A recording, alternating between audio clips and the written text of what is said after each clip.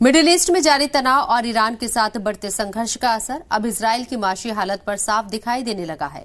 Israel की कौमी airline L अल को इस साल की पहली तिमाही में बड़ा घाटा उठाना पड़ा। कंपनी के मुताबिक जनवरी से मार्च की अवधि में उसे लगभग $67 मिलियन का शुद्ध नुकसान हुआ, जबकि पिछले साल इसी दौर में कंपनी को करीब $96 मिलियन का नफा हासिल हुआ था।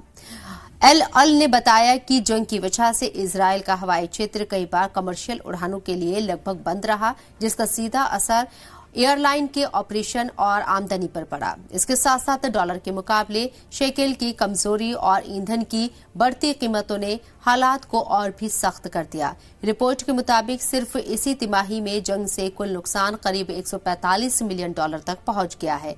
ये पूरी सूरत-ए-हाल इस बात की याद दिलाती है कि जंग का असर सिर्फ सरहदों तक महदूद नहीं रहता, बल्कि ये सीधे तौर पर तिजारत, सफर और पूरी आलमी मईशत को हिला देता है और इसी वजह से एल अल की कमाई में इस बार बड़ी गिरावट दर्ज की गई।